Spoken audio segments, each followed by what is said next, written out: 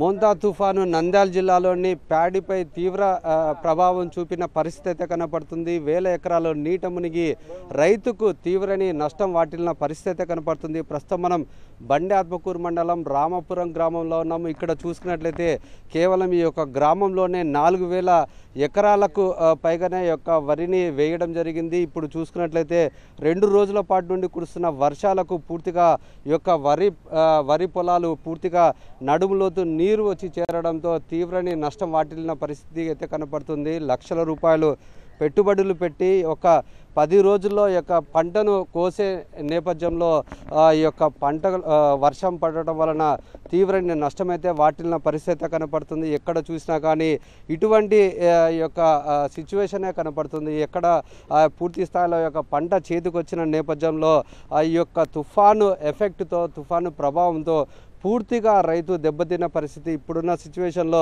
ఏ ఒక్క పంటకు గిట్టుబాటు ధర లేని పరిస్థితుల్లో ఒక్కసారిగా ఈ యొక్క తుఫాను ప్రభావంతో పూర్తి స్థాయిలో యొక్క వరి రైతునైతే అతలాకుతలం చేసిన పరిస్థితి కనపడుతుంది. ఈ నేపథ్యంలో రైతులైతే ఎంతో ఆందోళన చెందుతున్నారు. ప్రస్తుతం మనం ఇక గ్రామంలోని రైతులతో మాట్లాడే ప్రయత్నం చేశాము.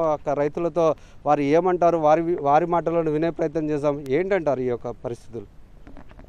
అది బండి ఆత్మకూరు మండలం రామాపురం విలేజ్ నంద్యాల జిల్లా సార్. మాకు ఇక్కడ వాటరు ఎప్పుడు ఇది రామాపురం ఎప్పుడు ముంపు గ్రామమే అని ఎప్పటి నుంచి ఉంది సార్. ఇప్పుడు పోయినసారి కూడా ఇదే పోయిన సెప్టెంబర్లో కూడా ఇదే పరిస్థితి నెలకొంటే కలెక్టర్ మేడం దగ్గరికి కూడా పోయి అర్జీ ఇచ్చినాము. కలెక్టర్ మేడాన్ని కూడా కలిసినాము. ఆమె కూడా రెస్పాండ్ అయింది. ఈ ఇరిగేషన్ అధికారులు వాటర్ సరిగా రెస్పాండ్ లేక కేసు కినాలు తగ్గించినారు. కానీ షటర్స్ మాకు రామాపురం గ్రామానికి ఎమర్జెన్సీ గేట్లు అని 5 క్లస్టర్ గేట్లు ఏర్పాటు చేసినారు సార్. 5 క్లస్టర్ ఏర్పాటు చేసినప్పటికీ వాళ్ళు అధికారులు ఎప్పటికప్పుడు చూసుకునే బాధ్యత లేకుండా మేము రైతులమే చెప్పినా కూడా వాళ్ళు రెస్పాండ్ కాలే. మాకు తెలుసులేవయ్యా వర్షం పడుతుంది, మాకు తెలుసులే ఎప్పుడు ఎత్తాలో ఎప్పుడు దించాలో అని చెప్పి వాళ్ళు నిర్లక్ష్యంగా ఉండి ఒక్క గేటు కూడా ఎత్తలే. మళ్ళీ మా రామాపురం విలేజ్ వాళ్ళు ట్రాక్టర్ వేసుకొని పోయే పరిస్థితి కూడా లేదాడ. వెహికల్ కూడా పోవు. ట్రాక్టర్ ఇప్పుడున్న సిచ్యువేషన్లో ఈ యొక్క పంటకు మీరు ఎక్కువగా ఖర్చు పెట్టింటారు, పెట్టుబడులు పెట్టింటారు. వాటి యొక్క పరిస్థితి ఏంది? ఎంత నష్టం వచ్చిందంటారు మీకు? ఎకరాకు 30 నుంచి 40 వేల రూపాయలు పెట్టుబడి సార్. ఎకరాకు 30 నుంచి 40 వేల రూపాయలు పెట్టుబడి అయింది. ఇప్పుడు 10 నుంచి 15 రోజుల్లో కటింగ్ చేసే టైంలో చేతికి వచ్చే టైంలో ఇట్లా వాటరు ఇదేయి పొలాలన్నీ మునిగిపోయినాయి సార్.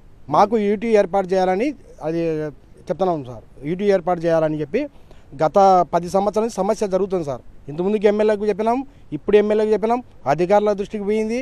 వాళ్ళు కూడా ఒకసారి కంకర అవి తోలినప్పటికీ అది ఏం జరిగింది ఏమో మళ్ళీ వాళ్ళు వర్క్ అయితే చేయలేకపోయినారు. ఏంటంటారు ఈ యొక్క ప్రభావం ఏంది? ఎంత నష్టం ఈ యొక్క రైతుకు? దాదాపు 35,000 నుండి 40,000 వరకు 35,000 రూపాయలు కన్ఫామ్గా నష్టపరిహారం ఉంది సార్. ఇప్పుడు చేతికి వచ్చి నోటికి వచ్చిన కోత పడే ఇది సీజన్. ఈ తుఫాను ప్రభావం లేకపోతే 10 రోజుల్లో అయితే మీరు పంటను కోసేస్తారు. 10-15 రోజుల లోపల కోత పడేది. ఈ తుఫాను ప్రభావం వల్లనే ఇది చాలా నష్టపరిహారం. ఇదైతే ఇప్పుడు కొయ్యలేము, ఇది చేయలేము, ఏది కూడా నష్టమే. ఇది పూర్తిగా దెబ్బతిన్నట్టే. ఇది ఏమి అస్సలు పనికి రాదు అసలు. ఎన్ని ఎకరాలు వేసారు మీరు వరి పంట ఇక్కడనా? మీరు ఎన్ని ఎకరాలు? మేము 3 ఎకరాలు వేసినాం సార్. ఎంత దాకా అంటే ఒక ఎకరాకు 30,000 నుండి 40,000 అంటే దగ్గర 1,20,000 వరకు 1,05,000 1,10,000 రూపాయల ఖర్చు వచ్చేసింది సార్. మరి చేతికి వచ్చిన పంట నష్టమైంది కదా? నష్టపరిహారమే సార్. మరి మీ పరిస్థితి ఏంటి? ప్రభుత్వం ఏ విధంగా ఆదుకోవాలి మిమ్మల్ని? మాకు అదే ప్రభుత్వం ఎలా ఆదుకుంటుందో అనేది మేము ప్రభుత్వం వాళ్ళను మేము సంప్రదిస్తున్నాం సార్. ఏంటంటారు? ఇంత నష్టం ఎప్పుడైనా చూసారా? ఎప్పుడు చూడలేదు సార్. ఇంత నష్టం ఎప్పుడు లేదు.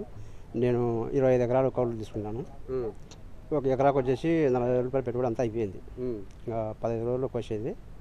ఇక సొంతంది ఒక 5 ఎకరాలు వేసాము ఇక్కడ ఈ సైడు. అంటే టోటల్గా 30 ఎకరాల్లో మీరు వరి వేసారు? మొత్తం వరి అంటే మొత్తం పెట్టుబడి ఎంత అయింది?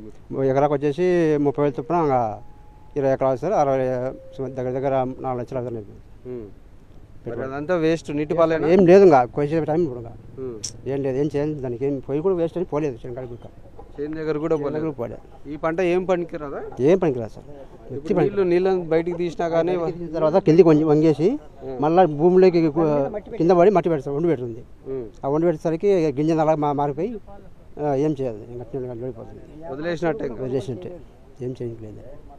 ఏమంటారు అంటే ఇంత జరగడానికి ప్రభుత్వం ఏం చేస్తే బాగుంటుంది అంటారు రైతుకి? ప్రభుత్వం ఏముంది, మా ఊరికి వరకు అయితే ఫారెస్ట్ నీళ్ళు మొత్తం వస్తాయి ఇక్కడికి. దాదాపు నారాయణపురం నుంచి నారాయణపురం, జీసీపాలెం, లింగాపురం ఈ ఊరి నీళ్ళలో మొత్తం మా ఊరు నుంచి వెళ్ళిపోవాల్సిందే. ఆ కేసుకి నాలో కూడా అటాచ్ ఉంది మధ్యాహ్న. అది నీళ్లు పోవడానికి అడ్డం వస్తున్నాయి కాబట్టి యూటీ అనేది నిర్మాణం చేస్తే ఇంత ఇబ్బంది లేకుండా వెళ్ళిపోతాయి. ఈ ప్రతి రైతుకు లక్షల్లో నష్టం ఊర్లో. ఏమంటారు రైతుగా మీరు ఏం చెప్తారు? రైతుగా నేను కానీ 20 ఎకరాలు పొలం వేసాను సార్. మొత్తం ఇట్ని మునిగిపోయి అంతా వండల్లో పెట్టింది చేలకల్లా. అది కోసుకోవడానికి పనికిరాదు. మాకు నష్టం 35,000 నుంచి 40,000 దాకా పెట్టుబడి పెట్టినాము. దానికి తోడుగా కౌలుకు పొలం వేసుకుంటున్నాము. వాళ్ళకు గుత్తలు ఇవ్వాలా, అన్ని పెట్టుబడులు అయితే మాకేం గిట్టుబాటు అసలు లేదు. దయచేసి పైన అధికారులు ఎవరైనా మాకు సహాయం చేయాల్సిందిగా కోరుతాము. మీరు చెప్పండి, అంటే ఏంది ఇది పరిస్థితి? మీరు ఎంత ఎకరాల పొలం వేస్తారు? 25 ఎకరాల పొలం వేసాను సార్. దాంట్లో ఇప్పుడు కోత టైం 10 రోజులు, కోత టైం, కటింగ్ టైం. ఇప్పుడు నిన్న వర్షం అనుకోకుండా పడింది. అది పెద్ద వర్షం పడింది. మట్టం 5-6 సార్లు గేనాలు మొత్తం తెగిపోయాయి. మట్టం భూమికి ఆగింది. దాంట్లో ఎకరాకు 30,000 పెట్టుబడి ఇస్తుంది. ఇంకా పెట్టుబడి ఏమి ఇవ్వలేదు. మనం గుత్తలు ఎలా ఇవ్వాలా? మనం గుత్తకు ఎంత పెట్టారు మీరు? గుత్తకు 12-13 గుత్త.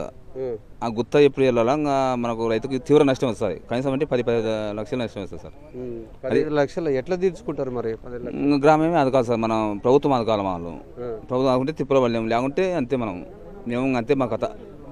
ఇది మనం చూసుకున్నట్లయితే ఇక్కడ రైతు ఒక్కొక్కరు కూడా 25 ఎకరాల నుండి 30 ఎకరాల దాకా పూర్తి స్థాయిలో యొక్క వ్యవసాయం చేశారు. లక్షల రూపాయలు పెట్టుబడి పెట్టిన పరిస్థితి కనబడుతుంది. మనం చూసుకున్నట్లయితే చూపు మేరకు పూర్తి స్థాయిలోనే ఈ యొక్క వరి పండించిన పరిస్థితి కనబడుతుంది. అయితే ఏ ఒక్క పంట అది కూడా ఈ యొక్క రైతుకు ఉపయోగపడే విధంగా లేదు. 10-15 రోజుల్లో పూర్తి స్థాయిలో యొక్క వరిని కోత కోసి దాన్ని క్యాష్ చేసుకునే పరిస్థితి. అటువంటి తరుణంలో ఒక్కసారిగా యొక్క తుఫాన్ రావడంతో పూర్తి స్థాయిలో దెబ్బతిన్న పరిస్థితి. అయితే ఇంత సమస్య ఉన్నప్పటికీ, రైతులు ఇంత ఇబ్బంది పడుతున్నప్పటికీ కూడా అధికారులు అయితే ఇప్పటిదాకా స్పందించలేని పరిస్థితి. ఈ యొక్క కౌలు రైతుల పరిస్థితి మరీ దయనీయంగా ఉంది.